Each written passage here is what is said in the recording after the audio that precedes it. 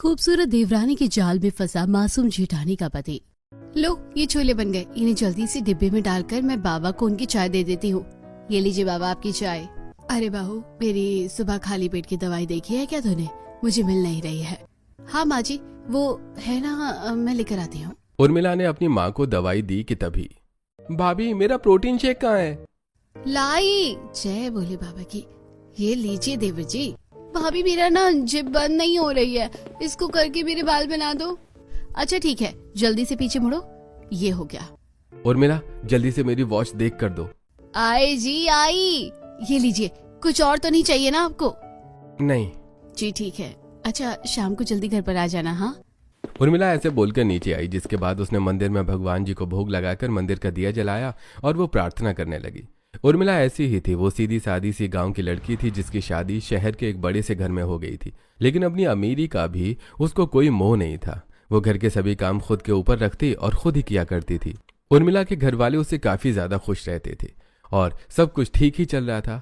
अभी उर्मिला कामों से निपट कर मंदिर में आकर ही बैठी थी कि तभी राम का एक दोस्त घर आया और उसको देखते ही उर्मिला ने घूंघट कर लिया। नमस्ते, आइए बैठ जाइए। उर्मिला, ये मेरा दोस्त है लखन, हम दोनों आज साथ ही ऑफिस जाएंगे। तुम एक काम करो, राम को फ्रेश जूस ला कर दे दो। जी लाती हूँ।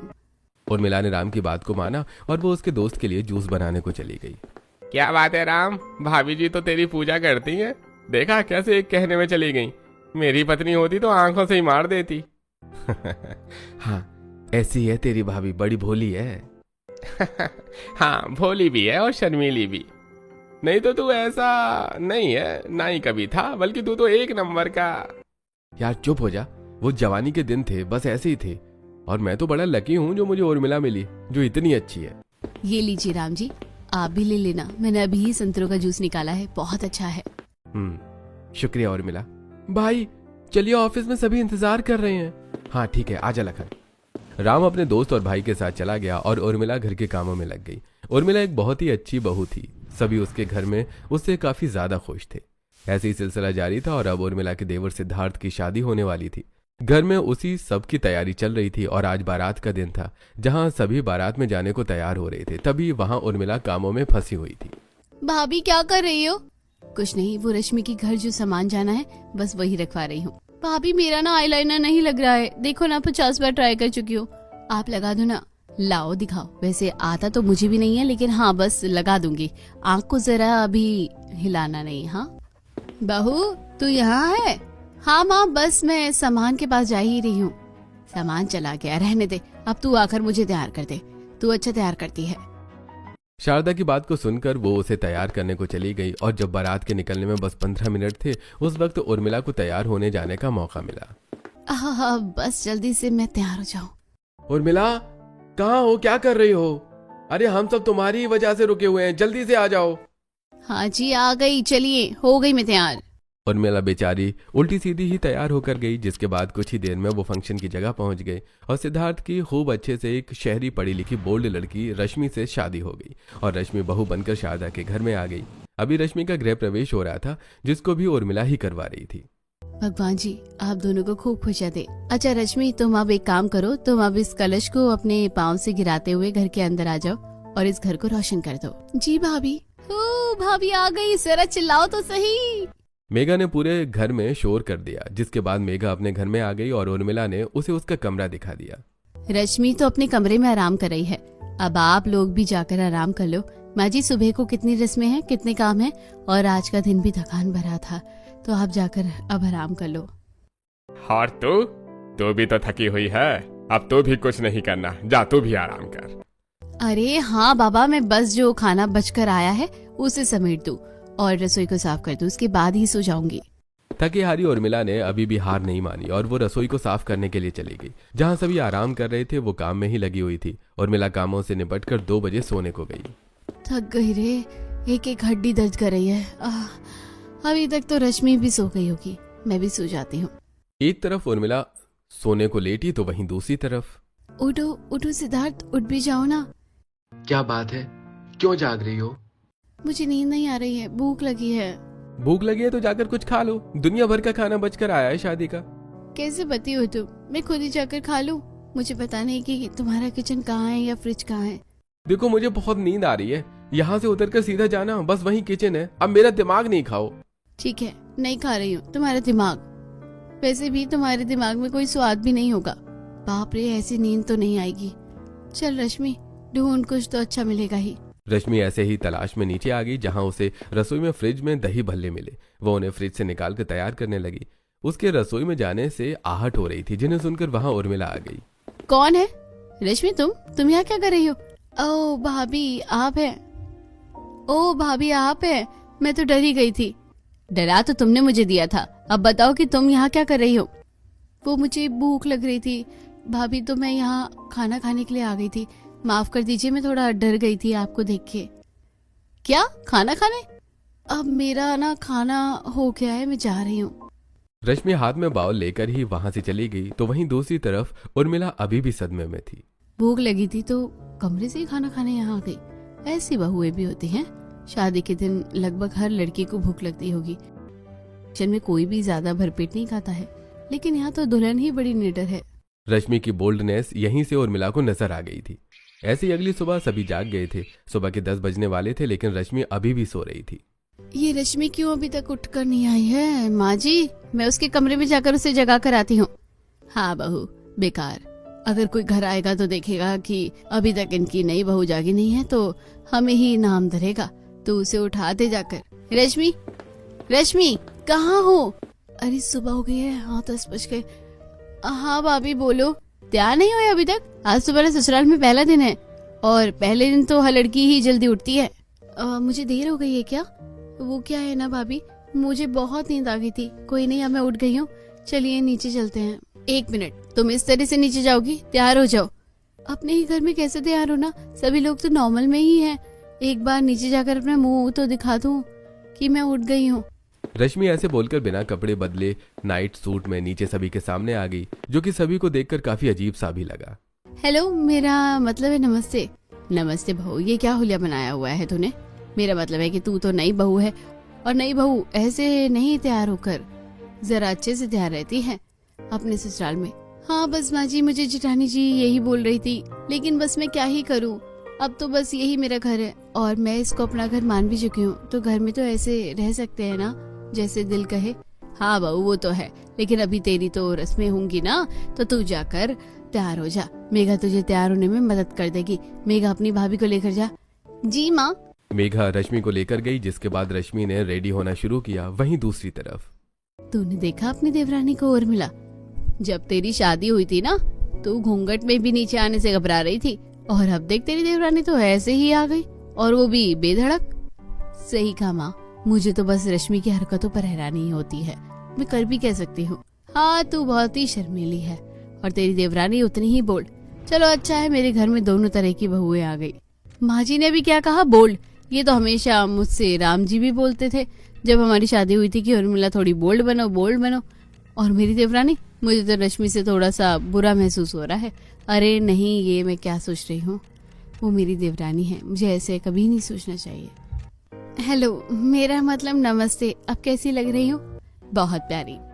अब तो लग रही है ना कि तू इस घर की बहू है, वो भी एकदम नई नवेली। चल अब तू एक काम कर, खाना बना ले अपनी पहली रसोई का। आओ, मैं तुम्हारी मदद कर देती हूँ खाना बनाने में। उर्मिला रश्मि की मदद के लिए रसोई में आ गई, जिसके बाद दोनों देवरानी जेठानी ने मिलकर खाना बनाया, और सभी को उन दोनों का बनाया हुआ खाना बहुत ही ज्यादा पसंद भी आया। ऐसे ही दिन गुजर गए, और अब रश्मि की शादी हुए 1 हफ्ता गुजर गया था। 1 हफ्ते में अब सभी रस्में निपट गई थी, और सभी मिलजुल कर ही घर में खुशी खुशी रह रहे थे। ऐसे ही आज के दिन दोनों देवरानी जेठानी मिलकर खाना बना रही थी। पढ़ी लिखी हो? हाँ, मैंने ग्रेजुएशन की हुई है, और कुछ टाइम भी जॉब की थी। वैसे शहरी लड़कियों की ना बात ही अलग होती है। क्यों, सही कहा ना मैंने? नहीं, ऐसा नहीं है, बस शहरी लड़की थोड़ी कॉन्फिडेंट होती है भाभी, और तो कुछ नहीं। अरे नहीं, जीरा तो खत्म हो गया, और टमाटर भी नहीं है। अब बिना टमाटर के तो मैं सब्जी बना दूं, लेकिन बिना जीरे के बात नहीं बनेगी। इतनी देर तक हम सोचेंगे ना, इतनी देर में तो हम ये सब ले आएंगे। चलिए चलते हैं लेने को। उर्मिला और रश्मि दोनों ही सामान लेने को घर से निकल आईं। उर्मिला ने पेट तक घूंघट किया हुआ था, जबकि रश्मि ऐसे ही आ गई, और टमाटर और जीरा वगैरह लेकर वो घर जाने लगी। वैसे एक से भले दो हो तो ना, काम सोच कर नहीं करने पड़ते, क्यों है ना? सही कहा। अरे क्या हो गया, कैसे देख रही हो इधर इस तरफ को? ओह हेलो रश्मि, कैसी है तू? मैंने तो तुझे पहचाना ही नहीं, तू कितनी सुंदर हो गई है यार। मैं तो ठीक हूँ सुभाष, वैसे तू तो काफी हैंडसम हो गया है, ये हेयर स्टाइल काफी जच रहा है। रश्मि ये तुम किस तरह से बात कर रही हो और कौन हो तुम? रिलैक्स भाभी, अब गुस्सा नहीं कीजिए, मैं बताती हूँ, ये सुभाष है मेरा कॉलेज मेट, मतलब कि हम दोनों साथ साथ ही कॉलेज में पढ़ते थे तो हमारी बोलचाल थी। हाँ अच्छा ठीक है। सुभाष भाभी को नमस्ते नहीं करोगे? ये तो मेरी बड़ी भाभी है। अच्छा, तभी तो मैं कहूँ कि भाभी इतनी हिटलर कैसे है। नमस्ते भाभी जी। अच्छा रश्मि, चल मैं चलता हूँ। Okay bye handsome. रश्मि का मिजाज थोड़ा सा फ्लर्टी था। वो ऐसे ही अपनी उम्र के लोगों से बात किया करती थी, जो कि उर्मिला को काफी अजीब लगा। कुछ ही देर के बाद दोनों देवरानी जेठानी सामान लेकर आ गई और उन्होंने खाना बना दिया। अभी खाना बनाकर ही वो दोनों निपटी थी कि तभी उर्मिला का पति राम घर में आया। राम काफी ज्यादा गुस्से में था। मैं क्या करूं? राम जी ये लीजिए, पानी पी लीजिए, आज आप बड़े ही जल्दी। उर्मिला दिमाग खराब नहीं करो, मुझे पानी नहीं पीना है, जाओ ले जाओ इसे। क्या हो गया जी, मुझे बताइए। तुम्हें बताने से कोई फायदा है? अगर कोई फायदा मिलता ना तो जरूर बताता, लेकिन तुम मेरे किसी काम की नहीं हो। अच्छा कोई नहीं, मत बताइए। अरे तुम जाओ ना। रश्मि कहाँ है? वो तो अपने कमरे में है। वैसे आपको रश्मि से क्या काम है? तुमसे मतलब? राम ऐसे बोलकर उर्मिला के पास से रश्मि के कमरे में चला गया, जिसके बाद ये रश्मि के कमरे में क्यों गए हैं? क्या मुझे जानना चाहिए? एक तरफ उर्मिला ऐसे सोच रही थी तो वहीं दूसरी तरफ अच्छा तो ये वाला डाटा तैयार करना है, इसमें भी कुछ है जेठ जी, आप तो बेवजह ही परेशान हो रहे हैं। चलिए आप खुश हो जाइए, मैं आपका काम समझ गई हूँ, मुझे बस आप फाइल दे दीजिए, आज से मैं ही काम पर लग जाऊंगी और आपको चिंता करने की कोई जरूरत नहीं है, मैं कर दूंगी वक्त से ये ऑफिस का काम। अरे रश्मि, तुम जानती नहीं हो कि तुमने मेरी कितनी बड़ी दिक्कत को खत्म कर दिया है। जो आदमी मेरे लिए ये काम किया करता था ना, वो बीमार है और उसका काम रुक जाने से समझो पूरा बिजनेस ही रुक गया। लेकिन अब तुमने इसको संभाल कर मेरी सारी फिक्र ही खत्म कर दी है। सच में मुझे तुम जैसी ही लड़की की जरूरत थी, जो कि मुझे मेरे घर में ही मिल गई। राम ने ये बात बस बोली ही थी कि तभी वहां उर्मिला आई और उसने ये बात आधी अधूरी सुन ली। उर्मिला ने खुद को जल्दी से छिपाया और ये मैंने अभी अभी क्या सुना? क्या राम जी ने कहा कि उन्हें रश्मि जैसी ही लड़की की जरूरत थी? इसका मतलब कि उन्हें मेरी जरूरत नहीं है? नहीं, ऐसा नहीं हो सकता। आप फिक्र मत कीजिए, मुझे ऐसे क्यों लगा कि जैसे अभी कोई बाहर था। उर्मिला इस बात को सुनकर सीधा अपने कमरे में गई और वहां जाकर रोने लगी। राम जी हमेशा कहते थे कि बोल्ड बनो, कि मैं कभी नहीं बन सकी और इसी वजह से शायद मेरी देवरानी ने मुझसे मेरा पति छीन लिया। नहीं, मैं राम जी के बिना नहीं रह सकती। मुझे एकदम से ऐसे नहीं सोचना चाहिए, आखिर वो मेरे पति हैं और मेरी देवरानी है। उर्मिला ने अपने दिमाग को एक मौका और दिया।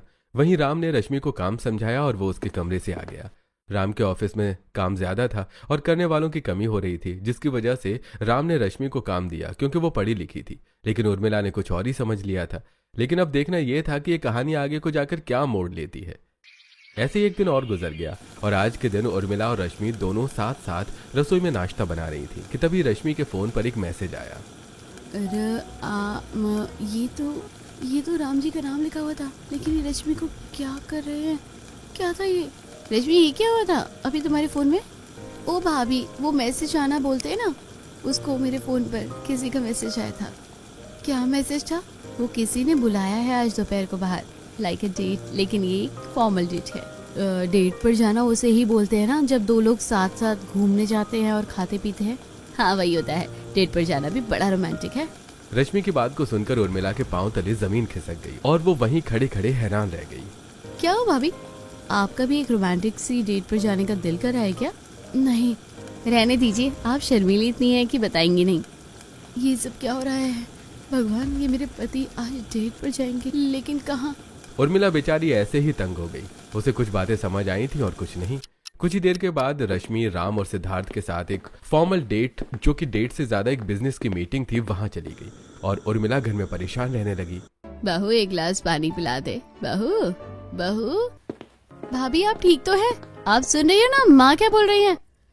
हाँ, क्या बात है भाभी, आप परेशान है बताइए। कुछ नहीं, कुछ भी तो नहीं, पानी लेकर जाना है ना, मैं जाती हूँ। उर्मिला पानी लेकर चली गई, लेकिन उसके मन की फिक्र उसके चेहरे पर साफ नजर आ रही थी। वहीं दूसरी तरफ ये किसने बनाई है? ये फाइल मैंने बनाई है और ये फाइल आपसे सच्ची ही बातें करेगी। इसमें जो कुछ भी लिखा है सब कुछ सच है। आप देखिए, ये हमारी पूरी कंपनी की रिपोर्ट है। इंटरेस्टिंग, ये तो सच में काफी अच्छी है, मुझे इस डील में इंटरेस्ट आ रहा है। इस डील से आपको बस फायदा ही मिलेगा, इसलिए आप आंखें बंद करके ये प्रोडक्ट हमें दे सकती हैं। ठीक है मिस रश्मि, बस आपकी वजह से हम ये प्रोजेक्ट आपकी कंपनी को दे रहे हैं। क्या सच? सभी खुशी में पार्टी करने लगे। वहीं दूसरी तरफ बहू, आज तो आल की प्याज खाने का दिल कर रहा है, आज तो उसी की सब्जी बना ले। ठीक है बाबा, लेकिन आल की प्याज लेकर आनी पड़ेगी। ले तो लेकर आजा, मेरा बड़ा दिल कर रहा है। अमरीश ने उर्मिला को पैसे दिए, जिसके बाद वो सब्जी लेने बाजार को आ गई। इत्तेफाक से राम जिस रेस्टोरेंट में आया हुआ था वो भी उसी बाजार में ही था, और उर्मिला ने उसमें से राम और रश्मि को साथ निकलते हुए देख लिया। ये क्या? ये तो राम जी और साथ में नहीं, ये नहीं हो सकता है। लेकिन ये दोनों तो साथ ही आ रहे हैं, इसका मतलब मैं जो सोच रही थी वो सच था। राम जी का रश्मि के साथ ही चक्कर है। लेकिन क्यों भगवान जी, मैंने क्या गलती की थी जो मुझे ये सजा मिली? उर्मिला ने किसी तरह खुद को संभाला और उसके बाद वो वहां से आंखों में आंसू लिए आ गई। क्यों हुआ मेरे साथ ऐसा? क्या गलती की थी मैंने तो कभी किसी आदमी से बात ही नहीं की, फिर आखिर क्यों हुआ मेरे साथ ऐसा?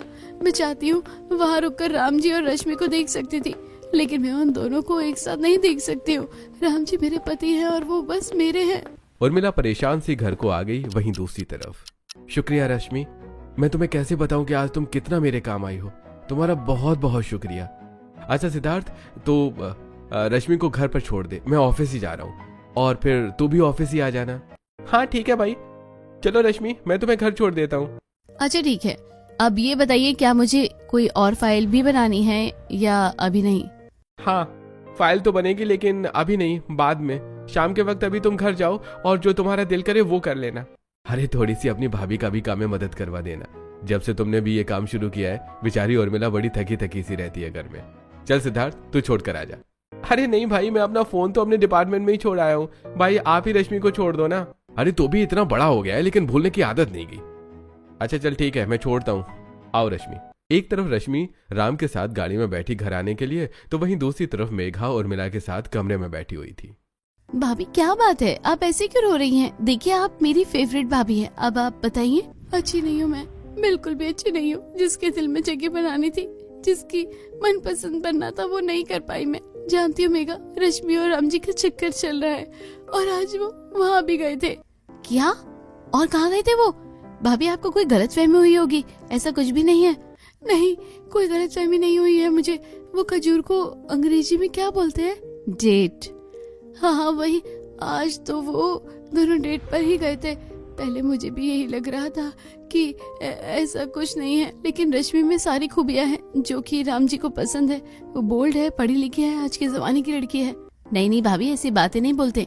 अच्छा आपको अगर ऐसा लग रहा है ना, तो हम दोनों अब उनके ऊपर नजर रखेंगे, क्योंकि क्या पता ऐसा बस आपको ही लग रहा हो। ठीक है, अगर ऐसा होगा तो बहुत अच्छी बात है, लेकिन मुझे ऐसा लग नहीं रहा है कि ऐसा है। अच्छा शाम के वक्त जब भैया आते हैं तो उन्हें सबसे ज्यादा क्या पसंद है? आपके हाथों की चाय। अगर आज उन्होंने खुशी से चाय पी, मतलब आपका वहम है, और अगर नहीं तो शायद थोड़ी थोड़ी ये बात हो सकती है। ठीक है, ये तो भैया की गाड़ी का हॉर्न है। देखो रश्मि साथ ही होगी, तुम खिड़की से देखो। उर्मिला और मेघा दोनों ही खिड़की पर चली गईं, जहां से पहले राम गाड़ी से निकला और उसने रश्मि के लिए दरवाजा खोलकर फिर उसे निकाला। देखा, मैं गलत नहीं हूँ। मेरी देवरानी का मेरे पति के साथ होने का मतलब क्या है? अब मेरी इस घर में बहुत जल्द कोई जगह नहीं रहेगी। नहीं भाभी, ऐसा कुछ भी नहीं है, आप रोइए नहीं। उर्मिला मेघा से लिपटकर खूब ही रोई और उसके मन का भारीपन लेकिन तब भी हल्का नहीं हुआ। शाम को जब राम आया तो उर्मिला ने उसके लिए चाय बनाई और लीजिए वे चाय। अब तो आपने न जाने कब से ये नहीं पी होगी। अब चाय पीने को दिल नहीं करता है। वैसे रश्मि कहाँ है? अब बहू से क्या काम अटक गया है तेरा? बाबा आपको समझ नहीं आएगा, वो कमरे में है क्या? हाँ ऊपर ही है। राम ऐसे बोलकर रश्मि के कमरे में चला गया। पीछे से उर्मिला और मेघा भी जासूसी करने लगी और तुम बहुत अच्छी हो, अगर मेरा बस चलता ना तो मैं हमेशा के लिए तुम्हें अपने पास रख लेता। आपके पास ही तो हूँ, 24 घंटे आपके ही घर में हूँ। सही कहा। संभालो खुद को भाभी। मेघा किसी तरह जल्दी से उर्मिला को उसके कमरे में लेकर गई और बस शांत हो जाओ भाभी, आपकी कोई गलती नहीं है। तुमने देखा ना दोनों किस तरह से एक होने की बात कर रहे थे। हाँ देखा, मुझे तो यकीन नहीं होता इतनी अच्छी बीवी को छोड़कर भैया किस नागिन के पीछे भाग रहे हैं। भाभी आप चिंता मत करो, आपका घर नहीं टूटेगा, हम इनका भांडा सभी के सामने फोड़ेंगे। सही कहा, ये रश्मि ही है जो नागिन है, नागिन। मेरे पति तो वरना भोले से थे, अब इसकी ही अक्ल ठिकाने लगानी होगी। ये हुई ना बात। उर्मिला ने मेघा की बात को सुनकर फिर से हिम्मत का दामन थामा। वहीं दूसरी तरफ, सच में तुम काम इतने ज्यादा अच्छी तरीके से करती हो कि मेरा कोई एम्प्लॉय इस तरह से नहीं कर पाता है काम को। चलो ये तो अच्छा ही है कि तुम घर में ही हो, कल ऑफिस बंद रहेगा तो मैं छत पर ही काम करूंगा। कल शाम तक ये फाइल रेडी करके तुम मुझे दे देना, ठीक है ना? ओके बॉस, मिल जाएगी। राम रश्मि को फाइल देता हुआ अपने कमरे में आ गया। राम ने जब कमरे में आकर देखा तो उर्मिला सोने के लिए लेटी हुई थी, जो कि उसे काफी अजीब लगा। आज उर्मिला सो रही है, वो भी मेरे बिना, वैसे भी कभी नहीं सोती है। चलो कोई नहीं, घर के काम कर करके थक गई होगी। राम भी उसके बराबर में ही लेटा और सो गया। ऐसे ही अगले दिन, आज के दिन राम घर में ही था और काम कर रहा था। रश्मि भी काम में ही लगी हुई थी और उर्मिला अपने घर के कामों में बिजी थी। ऐसे दिन कट रहा था कि तभी राम ने रश्मि को बुलाया। वो बालकनी में बैठा हुआ था। अरे जिर्जी का फोन। हेलो जी जी ठीक है, भैया बुला रहे हैं, जाकर देखती हूँ। रश्मि के पीछे पीछे मेघा भी चली गई और उसने उर्मिला को भी बुला लिया। ये यहाँ क्यों आई है? हाँ तो रश्मि, आ आराम से। चलो यहाँ से मेघा, ये सब मुझसे नहीं देखा जाएगा। भाभी, भैया क्या मिला आपको भाभी के साथ ये करके? भाभी रुको, उर्मिला भाभी खुद को संभाल लेगी, मुझे इनकी बातें सुननी चाहिए। तुम ठीक हो? हाँ मैं ठीक हूँ। आप आज कहीं जाने की बात कर रहे थे? हाँ, मैं तुम्हें बताना चाहता था कि आज शाम को पार्टी है, इसलिए रेडी रहना, ठीक है ना? हम दोनों साथ ही चलेंगे। अच्छा ठीक है, वैसे पार्टी है कहाँ? इस शहर के सबसे बड़े होटल ताज होटल में। तैयार हो जाना। ठीक है। अच्छा तो आज पार्टी है, भैया फिक्र नहीं कीजिए, ये आपकी जिंदगी की आखिरी पार्टी होगी रश्मि भाभी के साथ। मेघा ने सारी बात जाकर उर्मिला को भी बता दी, जिसके बाद अगर वो लोग पार्टी में जाएंगे तो हम क्या करें? भाभी आप कितनी बोली हो, सच में आपके जैसे पत्नी भैया को 7 जन्म तक नहीं मिल सकती है। हम भी पार्टी में जा रहे हैं भाभी, बिन बुलाए मेहमान बनकर। हम पार्टी में उनके ऊपर नजर रखेंगे और उनकी वीडियो बना लेंगे। फिर हम जब घर आकर हंगामा करेंगे तो भैया खुद ब खुद रश्मि नागिन का साथ छोड़ देंगे। ठीक है तो हम चलेंगे। शाम को एकदम वक्त से रेडी रहना। हाँ भाभी, जरा भी अगर देर हुई ना तो अच्छा नहीं होगा, इससे हमारा ही नुकसान होगा। अच्छा ठीक है।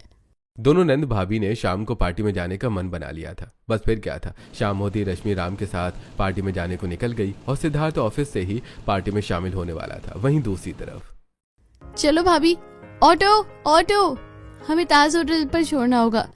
हाँ हाँ वही बड़े वाले। वहाँ छोड़ने के एक बंदे का किराया 500 रुपए लूंगा। अरे छोड़ो तो सही, कितना ही ले लेना चाहे। चलो भाभी आ जाओ। ठीक है भैया चलिए। दोनों नंद भाभी ऑटो में बैठी और कुछ ही देर के बाद वो पार्टी में चली गई। जहाँ, हेलो मिस्टर मल्होत्रा जी, कैसे हैं आप? हेलो। हाँ आप तो बस क्या ही कहने हैं, इस तरह इतनी कम उम्र के नौजवान ने कभी इस तरह के प्रोडक्ट्स को ऐसे नहीं संभाला। क्या बात है। हाँ, सब बस हमारी टीम की एक नई मेंबर रश्मि का कमाल है। देखो भाभी, ये रहे भैया, तुम भी घूंघट कर लो नहीं तो हम नजर में आ जाएंगे। दोनों नंद भाभी घूंघट करके वहां राम के पास को ही खड़ी हो गईं। हेलो मिस रश्मि। मिस रश्मि बहुत ही ज्यादा समझदार है और टैलेंटेड भी है। जैसे ही मैंने इनको प्रोजेक्ट दिया तो समझो बस मेरा काम बनता ही गया। नहीं नहीं, मुझे तो खुशी है कि मैं अपने जेठ जी के साथ काम कर सकी। जेठ? सच में? अरे राम जी, आपने तो कभी बताया ही नहीं कि ये होनहार आपकी भाभी है। अरे हाँ, बस रिश्ते अपनी जगह हैं और काम अपनी जगह। काम में तो मैं इन्हें बस एक एम्प्लॉय की तरह ही देखता हूँ। यही सबसे अच्छी बात है।